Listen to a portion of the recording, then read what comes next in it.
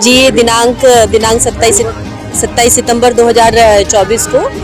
भेड़ाघाट चौराहा रोड पर पायल ज्वेलर्स करके एक सराफा की दुकान है। वहाँ पर दोपहर करीब 12 बजे के लगभग जब प्रार्थी अपनी दुकान खोल रहा था, उस समय में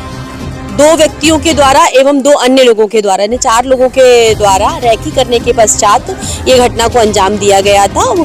बैग जैसे ही उनने दुकान के अंदर रखे थे, उस दुकान से बैग को उठाकर लेकर फरार हो गए थे। घटना दिनांक से ही रेगुलर वरिष्ठ अधिकारियों के जो दिशा निर्देश और आदेश प्राप्त हुए थे, उन आदेशों का निर्देशों का पालन करते हुए पुलिस ने बारीकी से जाँच करी है और छोटे छोटे पहलुओं पर बहुत अच्छे से चीज़ों को समझकर वैधानिक कार्रवाई करते हुए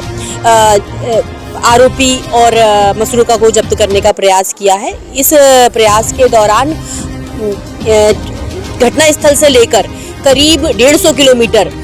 दूर तक तीनों दिशाओं में करीब 100 से 150 कैमरे फुटेज, सीसीटीवी कैमरा वगैरह फुटेज चेक किए गए और उन फुटेज के आधार पर 4 लोगों को चिन्हित किया गया था जो 2 मोटरसाइकिलों से थे। और चूंकि इसमें किसी भी प्रकार से कोई मोबाइल का उपयोग इनके द्वारा नहीं किया गया था, तो थोड़ा सा हम लोगों को साइबर की मदद हम बहुत अच्छे से नहीं ले पा रहे थे। PSTN वगैरह भी हम लोगों ने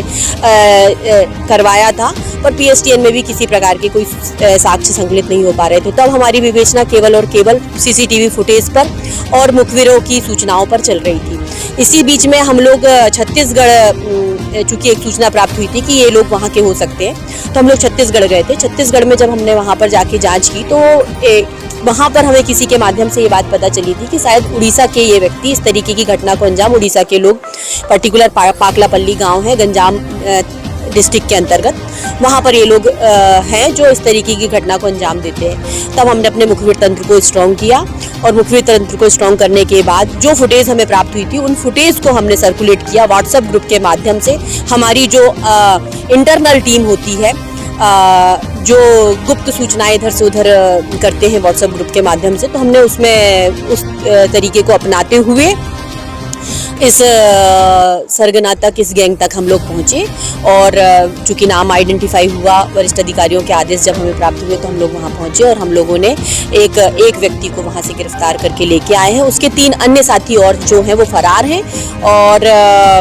मसरूका भी हमारे द्वारा करीब 70-80% के लगभग जब्त किया गया है। जो लूटा हुआ माल था कहाँ से जब्त हुआ है? इसमें जो लूटा हुआ माल था, असल में इन लोगों की ये स्ट्रेटेजी होती है कि ये जहाँ घटना इनको अंजाम देना है, घटना करना है, ये पहले रैकी कर लेते हैं उस जगह की और उस रैकी करने के पश्चात उस घटना स्थल से करीब 100 से 150 किलोमीटर की दूरी पर अपना एक किराए का मकान ले लेते हैं, ऐसे जगह को चिन्हित कर लेते हैं। तो इनके द्वारा ये मंडला जिले की नैनपुर तहसील के अंतर्गत एक खिरकिरी गाँव है, वहाँ पर इन्होंने अपना एक छोटा सा कमरा किराए पर लिया था और फिर वहाँ पर ही इन्होंने घटना को अंजाम देने के बाद में उसी कमरे में गड्ढा करके मिट्टी में वो सामान को दबा दिया था। वो सामान हमने वहीं से जब्त किया है और कुछ सामान इनके द्वारा बताया गया कि ये वहाँ पर मौके पर लेके चले गए थे, पाकलापल्ली अपने गांव लेके चले गए थे और ये दूसरी जगह जब टारगेट सेट कर लेते हैं, उसके बाद पहली जगह का जो चुराया हुआ माल होता है उसको सेल आउट करते हैं और फिर पैसे आपस में बांट लेते हैं। माल जब्त हो गया, कितना चैलेंज रहा पुलिस के लिए? चैलेंज काफ़ी था, पर पुलिस अथक प्रयास, अथक मेहनत कर रही थी, जो सफलता हम लोगों को मिली है।